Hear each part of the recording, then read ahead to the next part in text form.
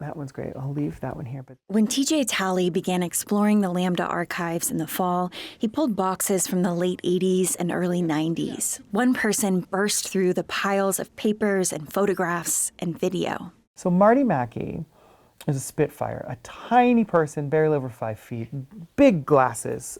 Marty arrived in San Diego in 1988 at 38 years old. The story goes that her car broke down and she decided to stay for a little bit.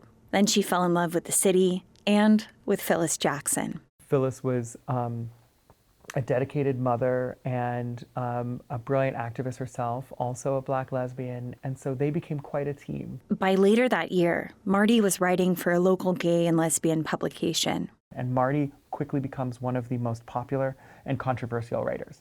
She called herself a member of the Anti-Fluff Brigade. She thought the U.S., San Diego especially, loved to highlight the positive, but glossed over all the work left to do. She wrote what sound like proverbs. Quote, keeping your mouth shut only makes you run your tongue around the bad taste inside.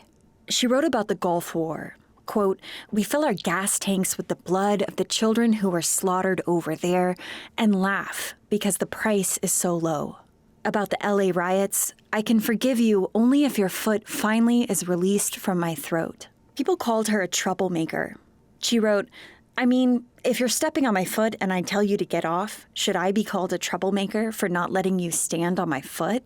The archives are filled with hate mail to Marty and her comebacks. In response to a 3-paragraph letter that was deeply white supremacist and said that Black people had no intellectual ability and had no business writing, she just simply wrote, I give it a D.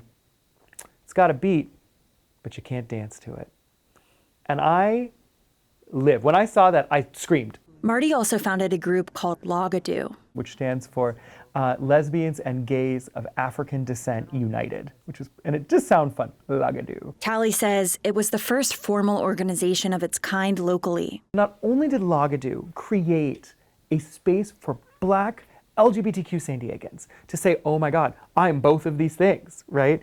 But it also really took up space in Pride and in Hillcrest in general. Logadu ran a sober cafe at the Pride Parade, connected people to resources for HIV, AIDS, and drug addiction, held what they called rap sessions for Black LGBT San Diegans to talk. And they're like, look, it's been hard here. How do I navigate racism at the bars? How do I navigate employment? 2 of their members marshaled the 1990 Pride Parade. And Marty put on a show about Black LGBT life at the Lyceum Theater downtown. Big moments of visibility for a tiny demographic in San Diego.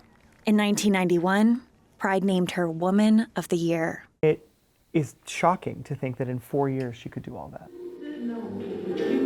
Just 4 years after arriving, in August 1992, Marty's weekly column disappears from the Lambda archives. Fundraisers for her medical bills began appearing in October. In December, obituaries. She died of cancer at 42. One of the things that's hardest about being a historian in the archives is that you get very invested in your materials and you get very invested in the people you read about. And there is this moment when you keep following and you accidentally move a month ahead and then there's nothing. And you have to go back and someone that you have grown to care about is no longer there. I came here to do, an investigative historical thought about what it meant to be Black and queer in San Diego.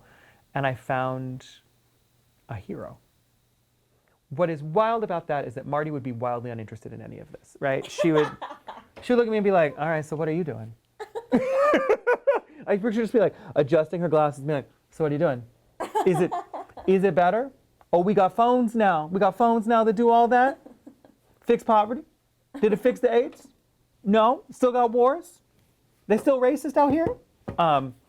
And I think that then she'd be like, okay, well then stop praising me and go get to it. Talley says Marty's words still resonate. There is something deeply reassuring and also so horrifying that most of the things that she wrote about are unchanged. He says the renewed push for social justice in 2020 gave hope that we could talk about stuff and people would listen. But I think in the last 5 years, we may have gotten a little fatigued. He says with the inauguration of President Donald Trump, people may feel that era is over. And I think Marty would say, oh, so people listened for a minute and then they got tired. Work is still the same.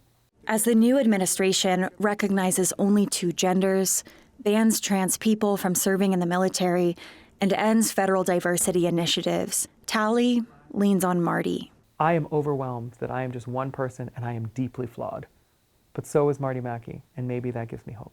When the digital archive opens to the public in April, Tally hopes it will make others feel less alone, too. Katie Hyson, KPBS News.